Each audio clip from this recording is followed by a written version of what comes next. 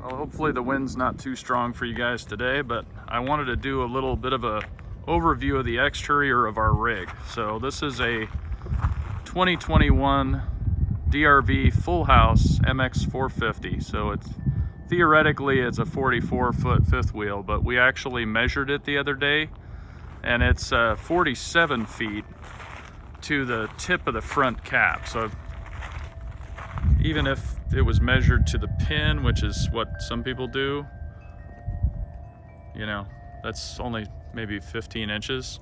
So I don't know where they come up with 44. They're pretty much smoke and crack.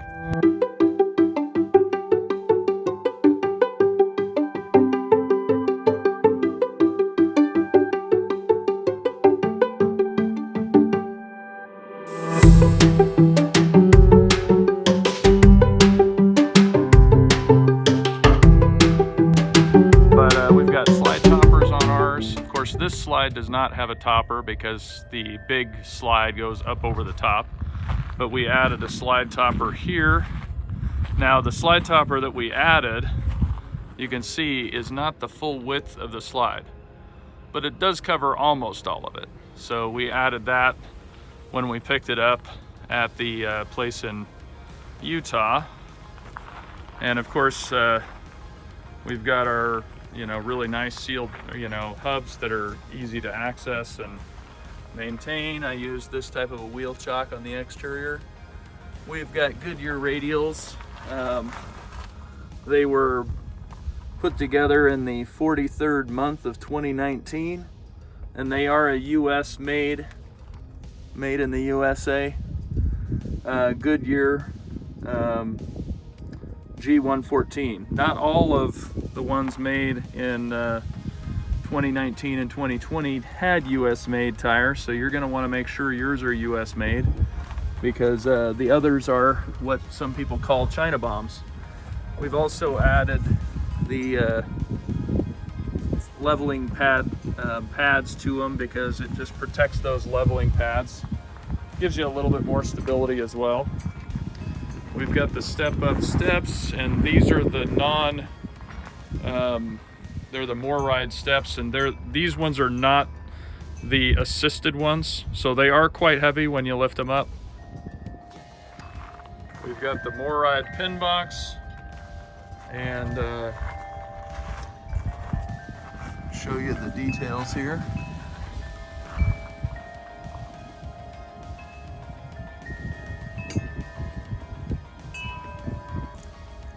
Got a lot of keys here. This is my key package for this thing. Some of these are for the truck. I think maybe these first 4 are for the truck, and then the rest of them are for this rig. So the one we use most is this gray one. That gets us into all of the outside storage. This is our battery bank here. Slide out battery tray with 2 AGMs. And then this is the controller and the reservoir for the leveling feet. And this is my switch box. Pretty straightforward stuff for most fifth wheels these days. This is the booster that I attach to the battery when we go on a drive. And this allows the tire pressure monitoring system that we have to connect all the way to the back where the tires are on this trailer, because they're a pretty long ways away. This is our generator space. So in here we've got a couple sawhorses and our Cummins owner. It's a gas generator because this is a toy hauler, and it's a 5500, so it's capable of providing all the power that I need for this rig. So this is our huge pass-through storage. Show you the thickness of the door again, just as a reference. Here's my finger. So it's like 1.5 inches thick at least. It's a beefy door. So you can see I've got a lot of stuff in here. Got a couple rolls of spools. I've got some propane that I brought from home that was for the gas, for the propane grill. Got some dog food. Tons of board games, because if you know anything about me, you know I'm a board game fanatic. So I've got 2 whole bins of board games in here. Some tools. We use this sometimes when we're places to leave outside to put recycling in. We got a couple of these kombuchas from Costco. Those are like the best ever if you haven't had an opportunity to try those. This is the box for my new Starlink tripod, which I'll show you that when we get to the other side of the rig. But my power washer in there, and then from the other side, of course, this goes all the way through. It's a huge pass-through storage space. You will not probably need all that space. This is the furnace, and we put these on to keep the pests out. We've got a outside GFCI protected plug. There's a GFCI on the inside switch, so it's real easy to get to.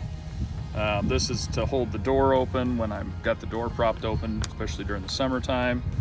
And we're using this right now because here in this area where we are in Arizona, they have a lot of pests. And we bought that purely for decoration, but we've been using it to keep the pests from getting into our rig. So they don't like the bright lights. So I've got them on a real strong flashing signal. These are of course the roll-up step style, you know, like you've seen a million times before. I don't know if I can do it with one hand because they're very stiff, but that's what we got there. We've got the push button locks on both the doors, which we do really like. This one I use for some just additional stuff. It's just kind of a small space because it's on the outside of the rig by the kind of where the floor of the cargo space isn't. So I'll show you that in a second.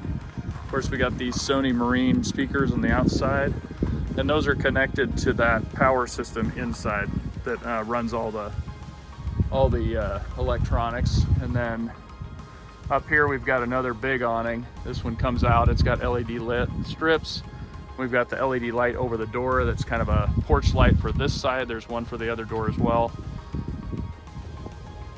One thing that I do really like on the outside of the rig is that they have these little hooks here. See how that comes out? That's to hook the door up. These doors are extremely heavy, and they're slam latch doors. And they're about well, these side ones are only maybe an inch thick. You can see kind of a reference of my finger here again. They're not quite as thick as the baggage doors, but they're plenty thick. And so in here we have some of those little brick style things that we use to allow the car to get up on the ramp. This is actually a really high-end water filter that I used to use rafting, and I thought, you know, it's never a bad idea to have a spare water filter in case I need one. And then this space we usually have both of our rolla tables in. And right now we had one set up inside recently, so I just left it inside. But there's plenty of room in here for that kind of stuff. And notice how it's all carpeted, which I think is really a nice feature. Coming around to the back of this thing, we've got a armless awning up here, a Thule crown awning. That's our backup camera up there that I can use to see down. And of course a couple lights for the back for when you're doing a backup. And all of the lighting on this rig is LED, as you can see. And this 0G ramp door is amazing. It's so lightweight that you can use it like your one finger to move it. There's our side ladder. It's extended right now because we were using it with the flagpole buddy to hold the Starlink. But because around here the winds are extreme at times, I've been using, I had the Starlink cable comes out of the side there, and I bought this tripod to be able to use with the Starlink. This tripod is stuck into the ground with 6 9-inch long stakes, and it's extremely robust. So that thing's not going anywhere. And then of course on top of that I piled rocks, so it's really sturdy. And let me show you this other stuff here before we open up the back of this rig. So this is the new hose that we got because it's been down below 29 degrees a couple times here in Arizona. Kind of unseasonably cold. So this is one of those new heated cables. And I've got everything set up pretty much on this rig with quick disconnect cables. And so this is like the thermometer this thing right here basically senses whether it's below 40 degrees. If it is, that it starts to heat. And when it goes above 60, then it turns itself off, so it's kind of remains efficient, which I think is kind of a nice feature. And of course, then we've got our, gray hose. This is our surge guard, which I lock on with a really sturdy cable lock that goes around and underneath some of the accessories. Somebody'd have to cut that stuff to be able to get to the cable slide off the top. And this is connected with Wi-Fi to the inside, so I can read what's on here without actually coming out to the pole. So if I'm having some sort of a power issue inside, I can read it inside. I'm gonna show you the back door. Whether you can hear me or not is another story, but theoretically at least you can hear. So you see how it's easy it is to move up and down? It's super lightweight, which is really nice.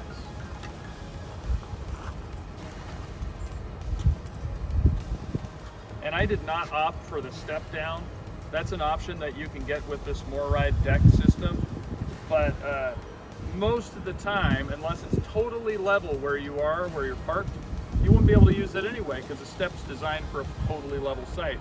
And a lot of times sites will slope off towards the back. So we did not buy the step down stairs. We haven't needed them though. Because there's no point. So this comes out and then slides out, and kind of you have to push down on it and lock it into place. This one comes out like that. Same thing with the other side. Step down, locks into place. And then this is like a sliding lock that goes, you can see this push button right here, like that. And now everything's secured. And now we have a deck. And you can close this. And I love my deck. Lock it from the inside. And there's glass panels on the bottom half that are currently in the down position, and you can slide those up, so you can basically have like a glass wall here, so you can get all the light without all of the wind and cold and everything else. Although I will tell you, it does seal pretty well. At the bottom there's a fairly decent sized gap, and so if you are trying to keep extreme cold out, this isn't really going to be optimal. It might work, but it's not real optimal. So this is the power cable bin. Same kind of deal as all the others. Nice thick baggage doors and these nice little clips. So in here is our power cord reel. And I have been storing one of my extra hoses in here. This is an adapter that you can use if you're in a spot where you've got a 30 amp. Of course, that doesn't come with the rig. But this is a nice big storage unit. You also may have noticed that I've got a piece of soap in here. This is Irish Spring. Mice do not like Irish Spring because it's like not magically delicious. It's like something like that. But anyway, so here you've got the, this is the toy hauler pump, unleaded fuel only.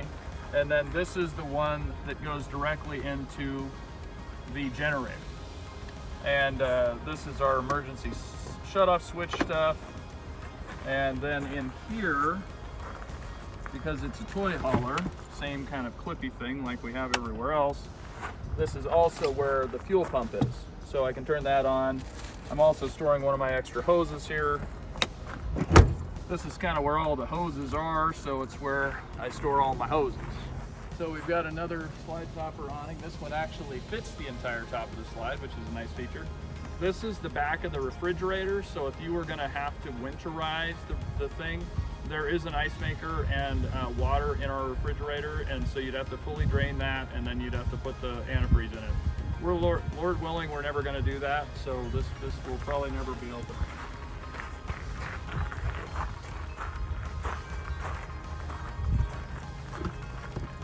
And yet another, careful you don't fall into the ravine. Yet another storage bay. This is just a random storage bay. I pulled this one off. This is our Clear to O water filter system. Really like this, and it does make a big difference. I was able to drink right out of the tap, and it tasted great. but I had to take it off because it's been so cold. I do worry about this thing freezing. So if you guys have any ideas of how I can, I mean, other than just wrapping it in tons of like foam, I can't really think of how I would protect this from freezing. So that's kind of where I'm at. I just took it off for now. I've got some more tools in here. I've got my handy dandy funnel you guys have seen before. We won't say what it says on it. Yeah, you guys can read. And just some random tools and stuff. So that's kind of what's in that bin. So this is where our one black tank, or black and gray tank hose comes out of. We only have one bathroom in our rig, so we do not have a second one. This is the exhaust pipe from the generator. So this is our hot water heater, and it's currently active. I can actually feel the warmth coming out of it. It feels really nice because it's not the warmest day out here today. This is our water bay, if you want to look in here. So we've got this is the power from the power heated hose that we're using. You can see I've got quick disconnects on both of my Santa flushes. So I've got this is my gray one and my black one that's nice and color coded, and everything has been like laser engraved in here, so it's gonna stay for a long time. And I love the fact that I actually have a gray flush, so I can flush all the yuck out of there. I bought this recently to basically take pressure off of this, because when I was using my regular hose it would kind of come up here no problem, but this hose weighs a lot more. And then this system right here allows me to kind of select how I want the water to operate. Right now we're running off city because we're obviously connected, but if we were wanting to fill our tank, or whether we're dry camping, we just turned it to dry camping. And if we want to winterize, then we can winterize. We can bypass the fresh tank, or we can bypass the water heater as we're doing things. So it's really handy. And then there is a sprayer in here, so I can spray out. And of course the entry point is on the bottom, and of course, and we've got more of our soap more here. of our soap. Yeah. So this is the other side of the pass-through, which I showed you on the other side over there. This is our regular water hose. I just crazy didn't want to mess. mess with it. But I've got lots of bins in here, and this is our leveling system, which I just turned on, and it kind of initializes. This runs off the battery and stuff, so I'm not going to run that right now. Power off, thank you. And then over here, if you want to go that way, you can see this. We've got a management system, a manifold system for all of the water in the rig, and this allows me to turn off any individual spot without having to turn off the whole system. So it's a really nice feature that's only usually present on your higher end units. All right, and as you may have guessed, this is the last one. This is my propane units area here. It slides all the way out. We got two 40-pound tanks in here, and I am about to add the sensors that have the pressure sensitive valves on them. Haven't put them on yet, but I ordered them and they'll be here in a couple days, so I'll probably do a little short video about those. But that will allow me to first of all, it'll turn it off if there's any change in pressure. And then the other thing is I ordered these little jack things to go on the bottom here, which is going to push these up just a skosh and allow us a little bit more clearance underneath, because I also bought those Bluetooth sensors for the tank, so I know exactly how much propane I have in these tanks, because really there's no gauge here. It's just kind of like best guess. Yeah, we're best guessing when we run out. That's not cool. Yeah, I'm not a big fan. So that is that. Oh, I did forget to point out on the other side, I'll just tell you about it now. There is, on the other side where the big door is, right underneath, there is a connect for hooking up like a propane grill or whatever with a propane unit, and you'll use like a quick disconnect hose. So that's that.